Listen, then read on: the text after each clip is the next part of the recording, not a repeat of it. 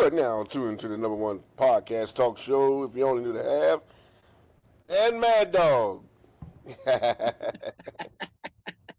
they care about us? People in wheelchairs doing patrol and we rolling.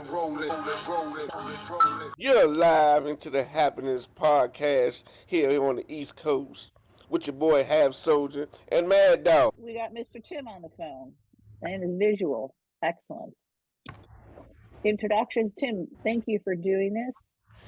Tim, we have Soulja here, and I don't know if I've spoke with Soulja, but he's fighting a war of his own. And when we started this podcast, it was about giving voice to the issues and to put it into the hands of the people who don't have a voice. And I thought it would be perfect to hear about your story in your work with the vets, and particularly because Soulja is often, people ask him, are you a veteran? Because he was born without legs and hands, but they assume that he was at war. And some days it feels like you're at war.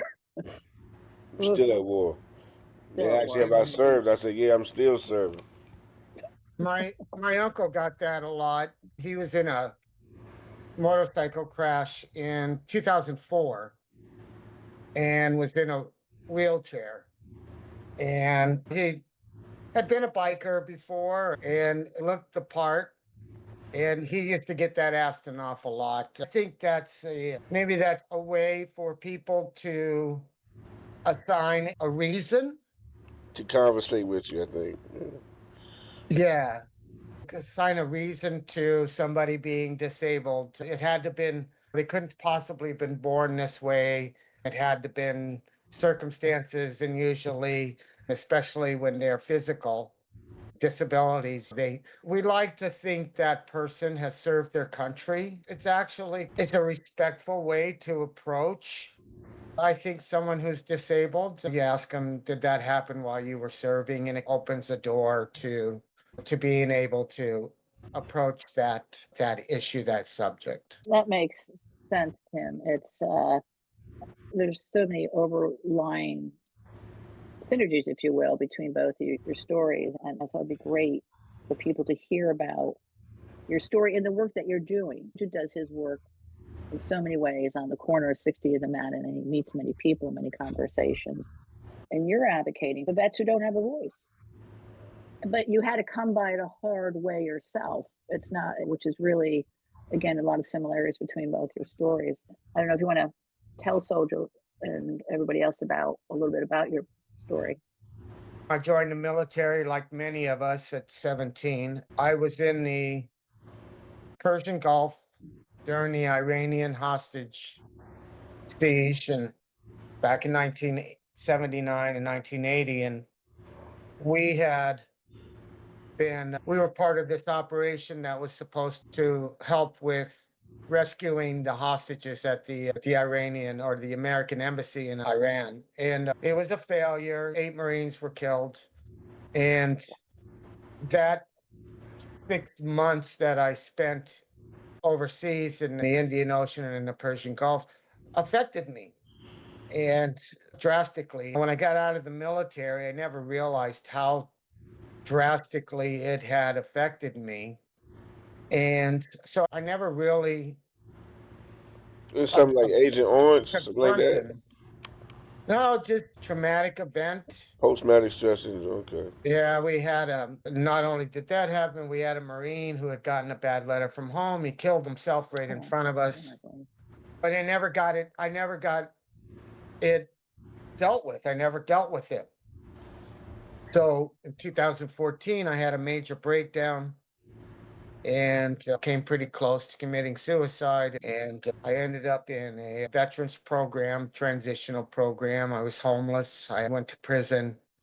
I've been in and out of prison, in and out of homelessness for 40 years. Never really understanding why this kept happening. And so when I got 2014, when I had the breakdown, I got into the VA. I started looking into, because it was either figure this out or commit suicide. I didn't have much, to me, in my mind, I didn't have much choice. But I eventually was diagnosed with PTSD through the VA. Considered a disabled veteran. I now realize that some things you just don't change. The PTSD in its form is not curable. It's manageable through Mm-hmm. mental health, and some take medications. I've been able to wean myself off of those medications like the sertraline and the Seroquel, but now I'm a big proponent of an advocate for medical marijuana, especially for veterans with mental Mm-hmm. health and PTSD, TBI. TBI and PTSD, traumatic brain injury, is a physical damage to the brain. I don't have a TBI. When I started struggling in Phoenix in 2000 and 2020, when it first started, I had gotten the training before when I was homeless in 2014, 2016, to realize that I needed to address this disability, Mm-hmm. and that was going to take me out of Arizona. And so I'm here in New York City, and fortunately, I've managed really well. And so I encourage other veterans to seek out solutions to their particular issues, whether they are mental health services within the VA or outside of the VA, or doing, sometimes it takes moving across the country, as what happened with me. Everything that you said, that the post-traumatic syndrome, stress and depression, like, I haven't been in no war, but I experienced all that. You know what I'm Yeah, saying? But yeah. it's like I gotta suppress the shit. Like, no matter what, I gotta suppress it. I may not show it. I think I deal with that on a daily basis with everything that I'm dealing with and still dealing with. Where I shouldn't have to deal with it, but I've been dealing with it my whole life. Ain't Mhm. nothing changed. It's just, I don't know. Yeah, and you nailed it right there, because you have the same symptoms as somebody with a TBI, even though your disabilities are different in nature as far as what part of the body, you still suffer. And I see this with especially homeless who are struggling with mental illness or mental health. I don't think that veterans, we certainly don't have corner on the market of these type of PTSD issues. This the difference that I see a lot. And when my uncle went, he had a traumatic brain injury, but he was also paralyzed. Yeah. So his depression and all of the issues that came along with him were both TBI and the physical. But his symptoms and his issues were no different than what I go through. Uh, And unfortunately, he passed away 2.5 years ago in Tucson. But I don't, I think that there is a lot to be said for having access to resources to address these mental health issues, whether they're PTSD or whatever, depression or anxiety. I think that having access to services and resources goes a long way to making us achieve wellness. It's interesting you say that, Tim. Soulja and I, before you joined, we were talking about the services or lack thereof or to access, and one of certainly Soulja's frustration, and you're a great proponent of advocacy in New York, is his always struggling against the lack of services or the stone walls. And no, I'm sorry, we're cutting this back. I'm sorry, you don't have access. Oh, haven't we communicated with you? And so it's always, we get two steps ahead and then a step backwards. So we were just talking about that. yeah, they had like a little rental assistance program up here, and I had needed help early on this year with my rent, and I was just like basically 2 months behind at the time. But they said, okay, you needed an eviction notice. Okay, I wasn't really, I ain't really had nothing to pay because I wasn't working or going to New York because the weather was messed up at the beginning of the year with the rain and all the other crazy stuff. It's because like That's what plays a part of me making my money. The rain, the weather, it plays a big part in that. So if the weather's messed up, I can't work. I can't make no money.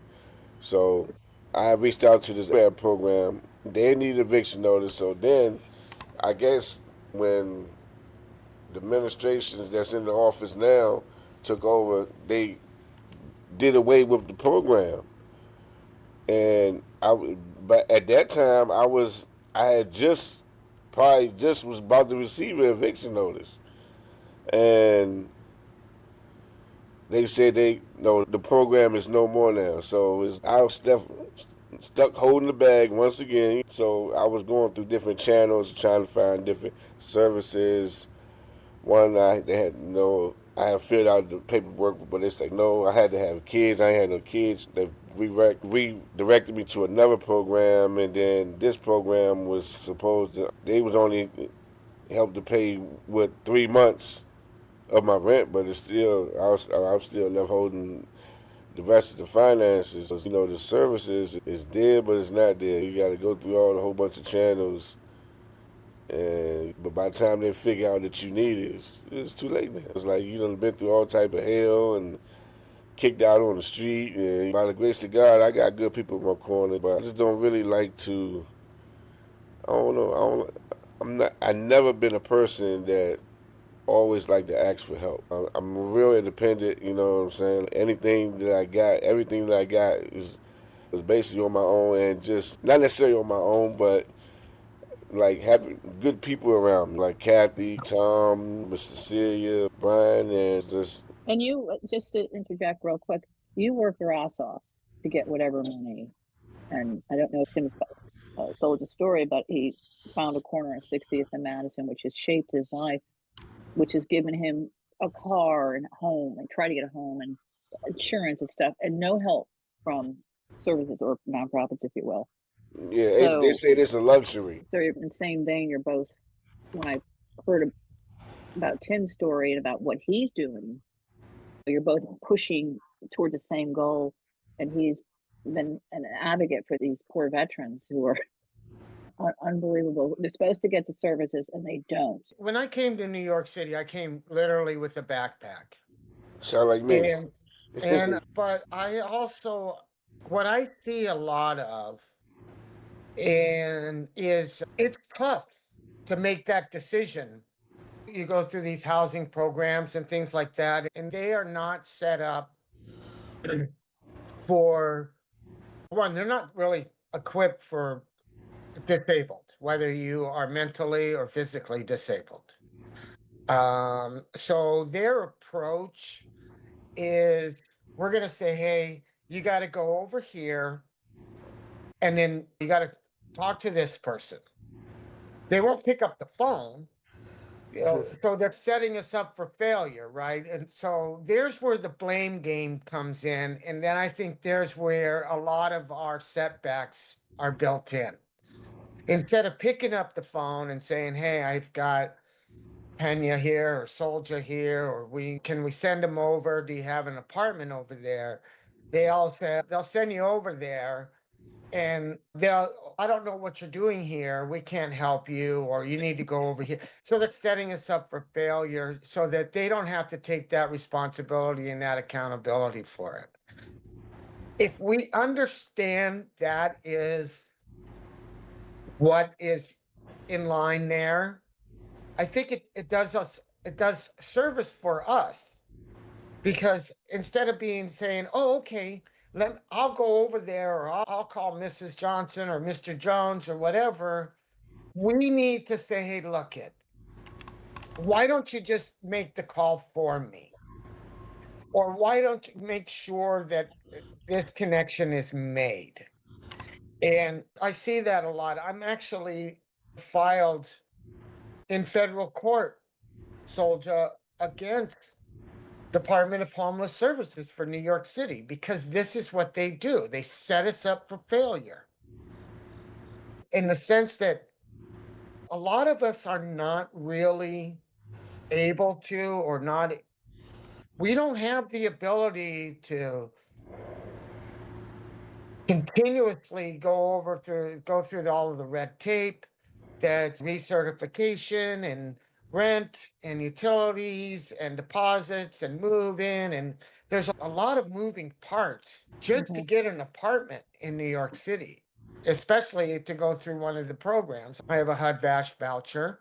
It's a lot of work. And a lot of us don't have the capability to actually maneuver through the system that is doing that. You hit it right on the head. It's Yeah. the yeah.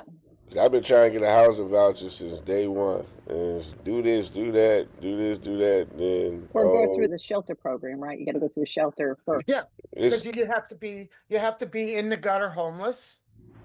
This is the thing about, oh, you have to have an eviction notice before you can get services. We're not doing enough of protecting us, or the city government, the government's not doing enough protecting us. nope. Instead, they're waiting until we go completely off the rails in the gutter, and then they're like, oh, and then it's you put yourself there. No, actually, I didn't. You did, because when I was coming to you for help, you said, oh, you need an eviction notice. An eviction notice is right next to being a court ordered eviction. And then now we're looking at weeks or possibly months while I've got an eviction notice hanging over my head. That's not how we're supposed to be addressing these type of issues that we're facing. By the way, I'm also on Persons with Lived Experience Continuum of Care, which Right. is Coalition of Homeless. These are the things that we discuss in our meetings as well. Instead of letting us get to the point where we're facing eviction, show us how to to maneuver through the system to avoid that practice altogether. And because you have that lived experience of drug, is you learn the hard way, which you can share, Tim, with other people, and as well as Soulja. It's always these lived experiences. So your advocacy to helping other veterans to say to help navigate before it gets to the point where, listen, even for someone who doesn't have post-traumatic stress, if I were homeless all of a sudden, let me tell you, I wouldn't even know what to do or how to go about it. And I don't have the predisposed struggles. You know what I'm saying? So they do set us up or do set you up. Yep. Feel you. And one of the reasons why the lawsuit is because I was told. Now I have PTSD, I have a mental health issue. I'm in supportive housing now here in Chelsea, but a lot of veterans are coming out of the military and they're basing these programs that you have to admit that you are mentally ill or have chemical abuse. They have the MICA shelters, which are mentally ill, chemically abused, chemical abuse, before you can actually get services. What they're forcing us to do is to put ourselves at a disadvantage, Yep. which then they exploit.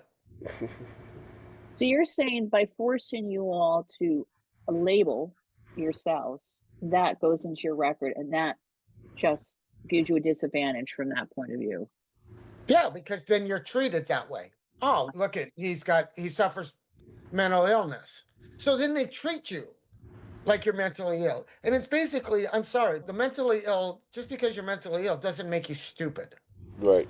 And I take a huge offense to that. I got 140 IQ, and I'm a long way from being stupid.